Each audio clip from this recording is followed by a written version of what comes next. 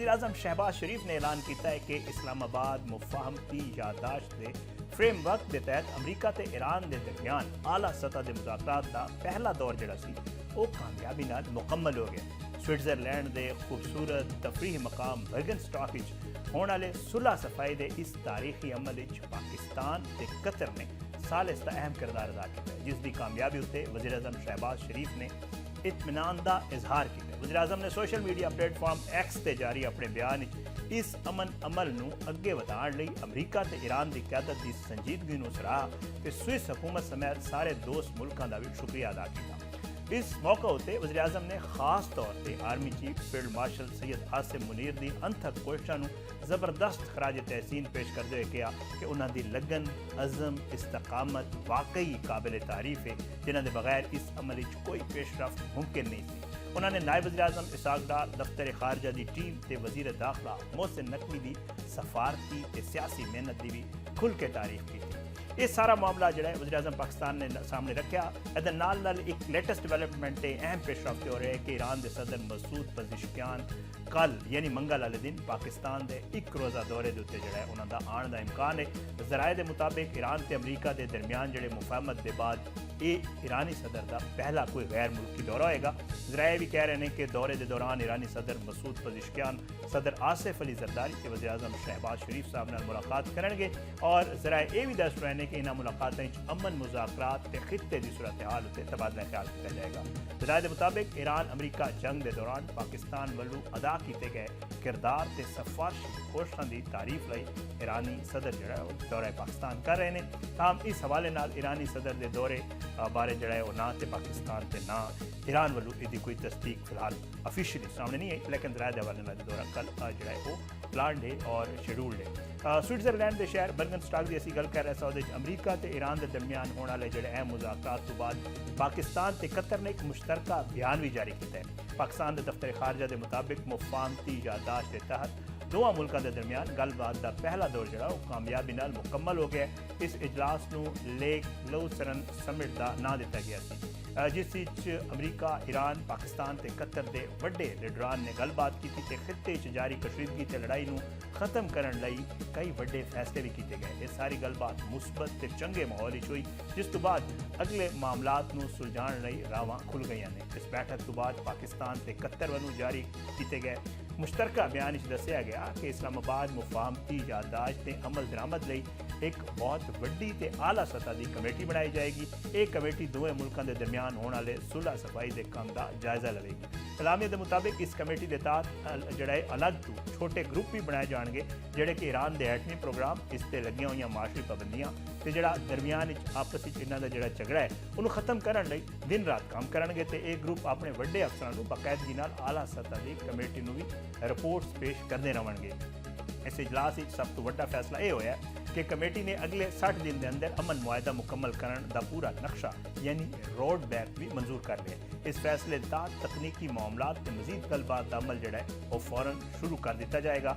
इस दे नाल ये भी फैसला होया है कि समुद्री रस्तियों की हिफाजत लिए एक खास इंतजाम किया जाएगा, जिस के तहत अपना हुरमज तो गुजरन वाले तजारती जहाज़ों को हर किस्म के खतरे या नुकसान तो बचाने एक सीधी जोड़ा है और डायरैक्ट रबता लाइन भी कायम की जाएगी ताकि जहाज़ बगैर डर दे महफूज तरीके जोड़ा है उतों गुजर सके। इस अलावा लबनान जारी जंग मुस्तकिल तौर पर रोकने लई भी जोड़ा है वह वड्डा इकदाम सामने आया है। मुश्तरका बयान के मुताबिक मुज़ाकरात में शामिल सारे फ्रीकैन ने लेबनान की हुकूमत नाल मिल के एक खास जोड़ा है वो सैल बनाया जाएगा जोड़ा कि अमन कमेटी या सैल उन्होंने कहा जाएगा और इतफाक किया गया जिसकी निगरानी सुलह कराने वाले मुल्क यानी पाकिस्तान से कतर करेंगे। इस कमेटी का असल काम ये यकीनी बनाना होगा कि लबनान में कोई भी फौजी कार्रवाई या लड़ाई दोबारा शुरू ना हो तो उत्थे मुकम्मल अमन कायम किया जा सके। इस सिलसिले मजीद तफसीली तकनीकी गलबात हफ्ते के बाकी दिन में इसी बर्गनस्टॉक रिजॉर्ट जारी रहेगी। इस मौके पर सुलह कराने वाले दोवां मुल्कों पाकिस्तान ते कतर ने अमरीका ते ईरान की हुकूमत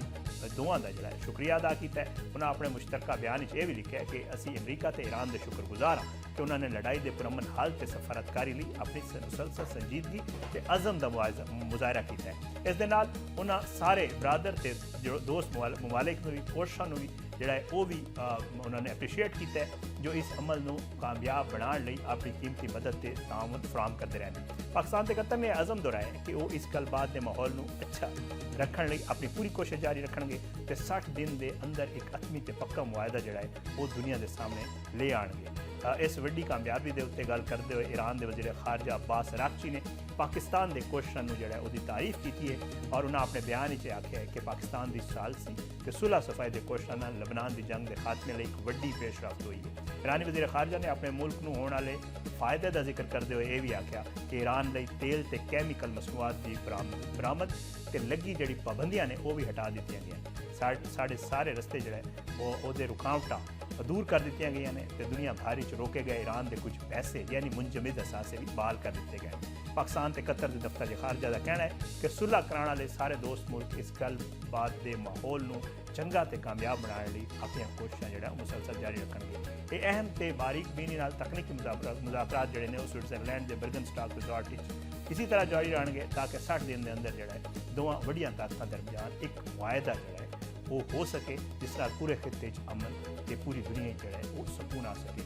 अब ईरान ते अमरीका के दरमियान जोड़े ये मुज़ाकरात ने वो मुकम्मल होने तो बाद जोड़ा दसिया जा रहा है कि जोड़ा ईरानी वफद है वो वापस रवाना हो गया और ईरानी सरकारी मीडिया ये कह रहे हैं कि जी मुज़ाकरात के दौरान ईरानी वफद ने अमरीकी सदर डोनाल्ड ट्रंप वालों ਜਿਹੜੀਆਂ ਧਮਕੀਆਂ ਦਿੱਤੀਆਂ ਗਿਆ ਸਨ ਉਹਦੇ ਸ਼ਦੀਦ ਜਿਹੜਾ ਇਹਤਜਾਜ ਵੀ ਰਿਕਾਰਡ ਕਰਾਇਆ। ईरानी वफद के रुकन मेहदी कुर्बानजादा ने मुज़ाकरात तो बाद अपने बयान लिखा है कि लबनान के मसले के हल तक पार्टी मामलात से कोई मजीद पेशरफ या तफसीली गलबात नहीं होगी। उन्होंने कहना सी कि इस खिते विच पायदार इस्तेकाम लई लिबनान नाल मुतल्लिक मसाइल का हल लाजमी है।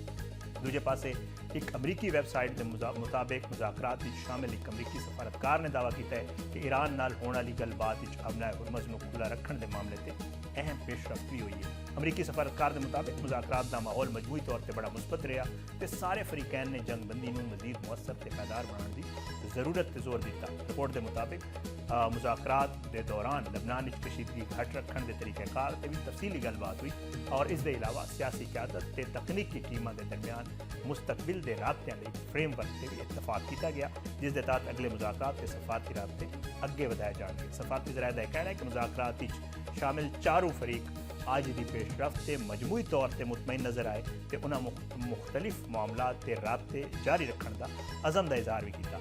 दूजे पासे ईरानी वज़ारत खारजा के तर्जमान इस्माइल बुकाई ने भी तस्दीक की है कि स्विट्जरलैंड में मौजूद मुज़ाकराती वफद का काम मुकम्मल हो चुका है तो वफद अपनी जिम्मेदारियां पूरी करके वापस रवाना भी हो गया। ताम तकनीकी टीमां जड़ियां ने वो अपना काम जारी रखणगियां। इस्माइल बुकाई ने यह दस्या कि मुज़ाकरात के दौरान अपना हुरमज़ जहाज़ों की महफूज आमदरफ्त यकीनी बनाने लई एक मैकेनिज़म तैयार करने से भी इतफाक हुए। उन्हें यह भी आख्या कि हतमी मुआहदे की शुरुआत लिए जरूरी बुनियादा रखण से भी गलबात हुई तो दूजे फरीक की जिम्मेदारियां पूरी करने के हवाले नाल भी जोड़ा है वो मुस्बत पेशरफ सामने आई है। इस तो पहला जोड़ा है अमरीका के सदर डोनाल्ड ट्रंप ने ईरान को एक बार फिर धमकी दी थी और यह कहा कि जो मुआहदा ना होया था वो ईरान को तबाह कर देंगे तो ईरानी वफद अपने मुल्क वापस भी नहीं जा सकेगी। और जोड़ा है सोशल मीडिया ट्रुथ सोशल के सदर ट्रंप ने आख्या कि ईरान लबनान अपने प्रॉक्सीज को फौरी तौर पर रोके वरना अमरीका ईरान को बहुत सख्त जवाब देगा। पिछले हफ्ते तो भी ज़्यादा वड्डी कार्रवाई असी करेंगे। और इतवार स्विट्जरलैंड के जोड़े सियाती मकाम बर्गनस्टॉक अमरीका तो ईरान दरमियान जोड़े मुज़ाकरात हो रहे सन उस टाइम ये जो सदर ट्रंप की तरफ को एक स्टेटमेंट जारी किया गया और फॉक्स न्यूज़ के रिपोर्टर नाल गलबात करते हुए अमरीकी सदर ने कहा कि जो ईरान नाल मुआहदा ना होया तो अमरीका अपना हुरमज़ का कंट्रोल संभाल सकता है। उन्होंने कहना सी कि ज़रूरत पई तो अमरीका इस अहम जी आबी गुजरगाह है उस कब्जा भी कर सकता है तो इतने टोल सिस्टम भी लागू किया जा सकता है। सदर ट्रंप ने दावा किया कि ईरान के हुक्मरानों को पहले ही खबरदार कर दिया गया है कि जो उन्होंने अपना हुरमज़ बंद की थी तो उन्होंने मुल्क बाकी नहीं बचेगा। उन्होंने मुताबिक अमरीका इस गुजरगाह का निगहबान बन सकता है तो इतों गुजरने वाले तेल ते फीस भी लाई जा सकती है। और ये गुफ्तगू के दौरान जो अमरीकी सदर ने ईरानी मुज़ाकराती वफद बारे सख्त लहजा इस्तेमाल किया और उन्होंने कहा कि जो मुआहदा ना होया तो ईरान को तबाह कर देंगे और उन्होंने इशारे ईरानी वफद में धमकी दी कि वो अपने मुल्क वापस भी नहीं जा सकेंगे। ईरानी सदर मसूद पजिशकियान के यूरेनियम अफजूदगी बारे बयान पर रद्दअमल देंदे ट्रंप का कहना सी कि बेहतर है पजिशकियान सुधर जाए वरना अमरीका बाकी मुल्क पर कब्जा कर ले। उन्हें आख्या कि कोई डील नहीं बल्कि एक वक्ती सीज फायदे तो सी है सारे कार्ड अमरीका के कोल ने तो 60 दिन के बाद जो चाहेगा कर लेगा। उन्हें यह भी कहा कि जरूरत पई तो वाशिंगटन अपना हुरमज़ का कंट्रोल कंट्रोल करके ਉਹਦੀ ਫੀਸ ਵੀ ਜਿਹੜਾ ਲਾ ਦੇਗਾ। ਸਦਰ ਟਰੰਪ ਦਾ ਇਹ ਬਿਆਨ ਐਸੇ ਵਕਤ ਹੀ ਸਾਹਮਣੇ ਆਇਆ ਜਦੋਂ ਸਵਿਟਜ਼ਰਲੈਂਡ ਵਿੱਚ ਮੁਜ਼ਾਕਰਾਤ ਜਾਰੀ ਸਨ ਔਰ ਜਿਨ੍ਹਾਂ ਵਿੱਚ ਵਜ਼ੀਰ ਆਜ਼ਮ ਪਾਕਿਸਤਾਨ ਸ਼ਹਿਬਾਜ਼ ਸ਼ਰੀਫ ਸਾਹਿਬ ਔਰ ਫੀਲਡ ਮਾਰਸ਼ਲ ਸैयद आसिम मुनीर ਸਾਹਿਬ ਵੀ ਉੱਥੇ ਸ਼ਰੀਕ ਸਨ ਔਰ ਲਬਨਾਨ ਦੇ ਮਾਮਲੇ ਤੇ ਈਰਾਨ ਨੂੰ ਧਮਕੀ ਦਿੰਦੇ ਹੋਏ ਸਦਰ ਟਰੰਪ ਦਾ ਇਹ ਕਹਿਣਾ ਸੀ ਕਿ ਲਬਨਾਨ ਦੇ ਮਾਮਲੇ ਤੇ ਇਸਰਾਈਲ ਦਾ ਦਬਾਅ ਜਿਹੜਾ ਹੈ ਉਹ ਦਬਾਅ ਇਸਰਾਈਲ ਤੇ ਪਾਉਣ ਦੇ ਬਜਾਏ ईरान ਨੂੰ ਇੱਕ ਵਾਰੀ ਫਿਰ ਜਿਹੜਾ ਹੈ ਉਹ ਅਸੀਂ ਧਮਕੀ ਦਿੰਦੇ ਹਾਂ। ਉਹਨਾਂ ਦਾ ਕਹਿਣਾ ਸੀ ਕਿ ਈਰਾਨ ਨੂੰ ਲਬਨਾਨ ਵਿੱਚ ਆਪਣੇ ਬਹੁਤ ਜ਼ਿਆਦਾ ਮੁਆਵਜ਼ੇ ਜਿਹੜਾ ਹੈ ਉਹ ਲੈਣ ਵਾਲੇ ਪ੍ਰੋਕਸੀਜ਼ ਨੂੰ ਫੌਰੀ ਤੌਰ 'ਤੇ ਰੋਕਣਾ ਪਵੇਗਾ ਜੇ ਉਹਨਾਂ ਦੇ ਮੁਤਾਬਿਕ ਖਿੱਤੇ 'ਚ ਬਦਅਮਨੀ ਪੈਦਾ ਕਰ ਰਹੇ। ਉਹਨਾਂ ਖਬਰਦਾਰ ਕੀਤਾ ਕਿ ਜੇ ईरान ने इकदामात ना रोके तो अमरीका बहुत सख्त कार्रवाई करेगा तो ऐसी सूरत ईरान से पिछली कार्रवाइयाँ तो भी शदीद ज़्यादा हमले किए जा रहे। और अमरीकी सदर ने ये भी कहा कि जी उन्होंने सख्त लहजे से उन्होंने तबीह करते हुए खिते कशीदगी का जिम्मेदार जो है वो ईरान को करार दिता और ये सारा मामला जो है वो मशरक़ वस्ता है खास तौर पर लबनान के बाद की सूरत हाल इंतहाई कशीदा है और मुख्तलिफ जोड़े फरीकैन ने उन्होंने कशीदगी बढ़ रही है। सदर ट्रंप के बयान तो बाद खिते सफारती तो सिक्योरिटी सूरत हाल और भी अहसास होने का खदशा जाहिर किया जा रहा है। ताहम ईरान वालों फौरी तौर पर कोई बाज़ाब्ता रद्द उस वक्त सामने नहीं आया बल्कि इसराइली लबनानी मुजाहिमती जड़ी तंजीम हिज़्बुल्लाह नाल जंगबंदी के बावजूद लबनान से हमले भी जारी रखे हुए हैं और गुज़श्ता रोज़ जो उन्होंने 24 घंटे के दौरान 80 तो वध लबनानी शहरी जो वो शहीद हुए हैं। और चंद रोज़ पहले ईरान के खातमुल अंबिया सेंट्रल हैडकुआटर ने खबरदार किया कि जो इसराइल जनूबी लबनान अपनी अस्करी कार्रवाइयां तो बाज ना आया तो उन्होंने फैसला कोई जवाब दिता जाएगा।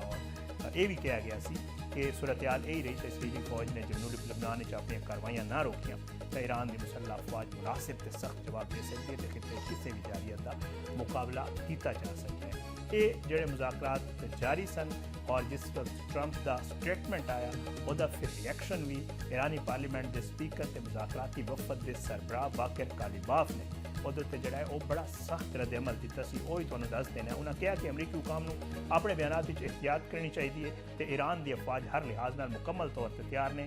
बाकर कालिबाफ ने सोशल मीडिया प्लेटफॉर्म पर जारी बयान में कहा कि ईरान अमरीकी धमकियों को कोई अहमियत नहीं देता। उन्होंने कहना सी कि अमरीका को यह सोचना चाहिए कि जो उसकी धमकियों का कोई असर होंदा तो वो अज इस मायूस कुन सूरत हाल न होंदे।